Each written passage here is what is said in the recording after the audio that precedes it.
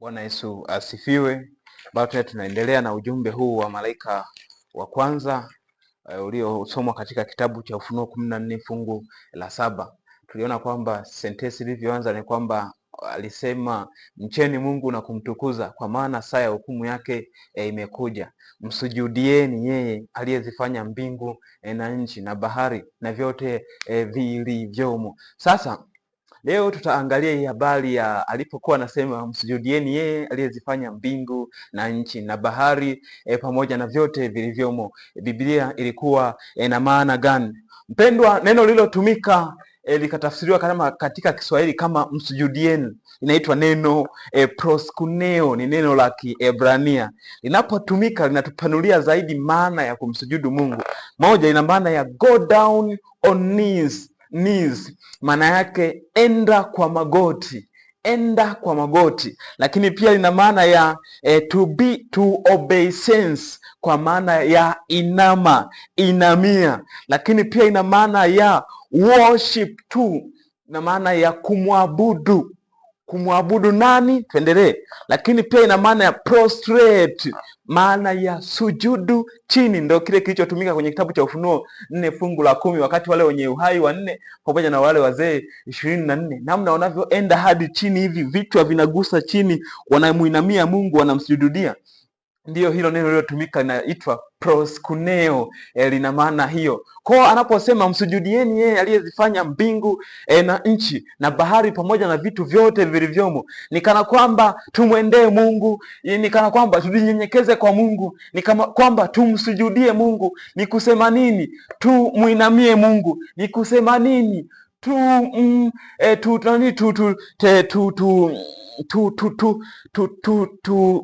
Tuiname kwa Mungu kwa ajili ya ibada, tumwabudu Mungu kwa ajili ya ibada. Ni kwa sababu gani? Yeye ndiye aliyezifanya mbingu na nchi na bahari pamoja na vitu vyote vilivyomo. Ni kusema nini? Kwa sasa generalization sasa ya huu ujumbe wa malaika wa kwanza ni ujumbe ambao unawaita watu wa Mungu kutoka katika tamaduni na kaida mbalimbali za kidini ambazo ziko kinyume na Mungu, pamoja na mambo ambayo wamejiendekezea wao ambayo yapo kinyume na Mungu, sasa kuja kumsujudia Mungu wao. Lakini kwa nini wamsujudie? Biblia imetaja kwa sababu yeye ndiye aliyevifanya vitu vyote. Ni kwa rahisi ni kusema kwamba ni kwa sababu yeye ndiye muumbaji. Sasa wanaomcha Mungu na kumtukuza ndio wanaomsujudia. Lakini maandiko pia yanahitaja siku ya Sabato yake takatifu kuwa ndiyo ishara kati yake yeye pamoja na watu wake. Yaani kwamba tunaposema kumsujudia Mungu yeye kama muumbaji, tunaposema kumwabudu Mungu kama muumbaji, ni kwa namna gani sisi tunamwabudu Mungu kama muumbaji? Biblia imefunua njia mojawapo ya kumwabudu Mungu wetu kama muumbaji ni kuikumbuka siku ya Sabato na kuitakasa. Sikiliza, Mungu alifanya kazi ya uumbaji kwa muda wa siku 6. Lakini katika siku 6 hizi ndizo siku ambazo unaona kwamba aliumba mle mimea, lakini katika siku 6 aitenganisha kati ya maji na nchi kavu, lakini katika hizi siku 6 aitenganisha kati ya anga pamoja na nchi. Alitenga kati ya maji ya chini, lakini hata maji yanayotenganisha anga. Lakini pia katika hizi siku 6 ndizo Mungu alipo tamka kuwepo kwa nuru. Lakini katika hizi siku 6 ndipo Mungu alipoumba wanyama pamoja na wadudu wanaotambaa na ndege na kila vitu vya kila aina. Ilipofika siku ya 7, Mungu akawa amestarehe, akaibarikia siku hii ya 7, akawa ameitakasa na akaiita ni Sabato. Ukisoma pale kwenye kitabu cha Mwanzo 2 kuanzia fungu la 1 hapo, lakini kwenye habari ya uumbaji ni kitabu cha Mwanzo 1 kuanzia fungu la 1 hapo umeelezewa uumbaji. Sasa baada ya hapo sasa ndipo inapofika kwenye kitabu cha Kutoka 20 fungu la 8 hadi la 11. Acha nikusomee kitabu cha Kutoka 20 fungu la 8 hadi la 11. Biblia inasema hivi: ikumbuke siku ya Sabato uitakase. Neno lilotumika kumaanisha ikumbuke ni neno la asili, litakuwa ni neno la Kiyunani linaitwa zaukar. Ni kama keep in mind, be reminded, ni kama uwe ni mtu mwenye kumbukumbu. kana kwamba kuna aramu iwe inalia kichwani ikikukumbusha kuna kitu fulani kilicho kuwepo. Maana yake anaposema kwamba ikumbuke siku ya Sabato uitakase, ni kitu ambacho kipo ila ukikumbuke. Kwa hiyo ni Mungu hapo yuko anasema ikumbuke siku ya Sabato uitakase. Siku sita fanya kazi, utende mambo yako yote, lakini siku ya saba ni Sabato ya Bwana Mungu wako. Siku hiyo usifanye kazi yoyote, wewe wala mwana wako wala binti yako wala mtumwa wako wala mjakazi wako wala mnyama wako wa kufuga wala mgeni aliye ndani ya malango yako, maana kumekucha. Kwa siku sita Bwana alifanya mbingu na nchi. Maana yake aliumba mbingu na nchi, na bahari aliumba bahari na vyote vilivyomo, aliumba vilivyomo humo baharini. Akastarehe siku ya saba. Kwa hiyo Bwana akaibarikia siku ya Sabato na kuitakasa. Bwana Yesu asifiwe.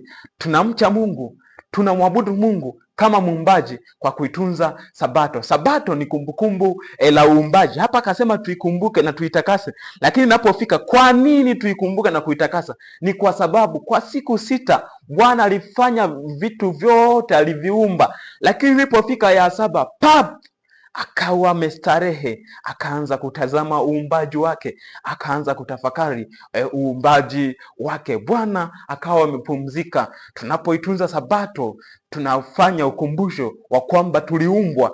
Mungu aliumba ulimwengu kwa muda wa siku sita. Ilipofika siku ya saba akawa amepumzika. Sabato ni alama ya uumbaji. Sabato ni kumbukizi la uumbaji. Unaposoma kitabu cha Kutoka 31 fungu la 13, Biblia ina maneno yafuatayo.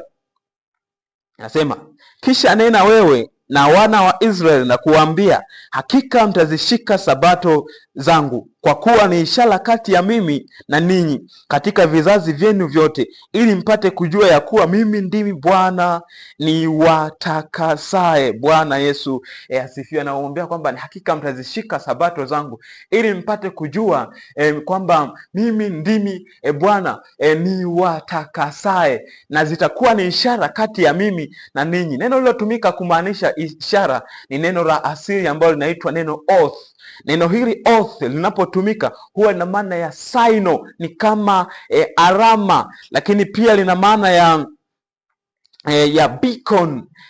Beacon bado ni kama alama fulani hivi kwa ajili ya utambulisho, lakini pia lina maana ya a flag, ni kama bendera, kwamba mnaposhika Sabato itakuwa ni kama bendera inayotambulisha kwamba ninyi ni nani, ni watu wangu. Lakini pia neno hili linapotumika huwa lina maana ya monument, ina maana ya kama mnara. Ukikumbuka kipindi cha zamani lilipokuwa inafanyika agano kati ya sehemu mbili, walikuwa pia wanajenga mnara kwa ajili ya ukumbusho kwamba siku hii tulielewana hiki kitu. Kwa hiyo mnara unakuwa ni kama ukumbusho. Kwa hiyo kushika Sabato inakuwa ni kama mnara ambao unakumbusha kitu fulani ambacho Mungu ametuahidi na sisi tunatakiwa tumtii yeye. Lakini pia neno hili linapotumika lina maana ya evidence, ni kama ushuhuda au ni kama ushahidi. Tunaposhika Sabato tunakuwa hii Sabato inasimama kama ushahidi kati yetu sisi na Mungu, kwamba kuna agano ambalo lipo kati yetu sisi na Mungu. Lakini neno oath linapotumika huwa ina maana pia ya omen, ambayo ni kama dalili, ni kama utambulisho. Bwana Yesu asifiwe. Kwa anasema kwamba mnaposhika Sabato zangu itakuwa ni ishara kati ya mimi na ninyi.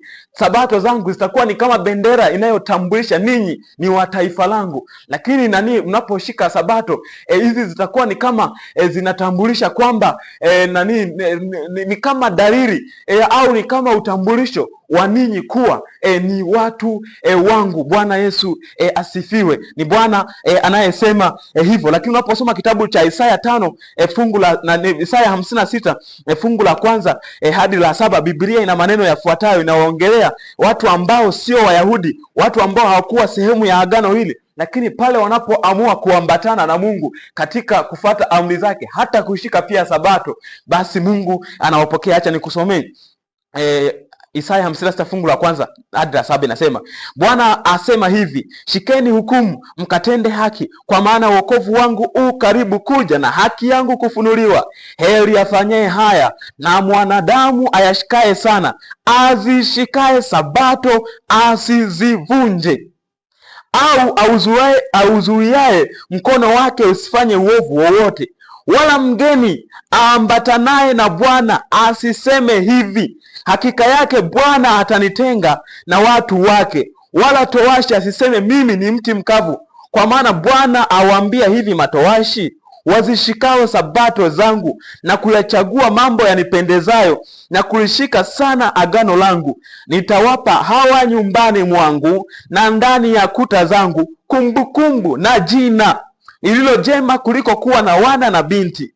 Nitawapa jina lidumulo milele, lisilokatiliwa mbali. Na wageni walioandamana na Bwana ili wamhudumu na kulipenda jina la Bwana, kuwa watumishi wake. Kila ashikaye sabato asiivunje na kulishika sana agano langu, nitawaleta hao nao hata mlima wangu mtakatifu na kuwafurahisha katika nyumba yangu ya sala. Makafara yao na dhabihu zao zitakubaliwa juu ya madhabahu zangu. Bwana Yesu asifiwe. Anasema hata wa mataifa au watu ambao hakuwahi kujua hili swala, wanapojua na wakaamua sasa na wao kuanza kutunza sabato, Bwana atawaleta katika mlima wake mtakatifu. Naposoma pia kitabu cha Ufunuo 14, ukianza hapa kwenye ile fungu la kwanza, inaonekana pia kundi la watu wakiwa wamevalia mavazi meupe, lakini wakiwa wamesimama juu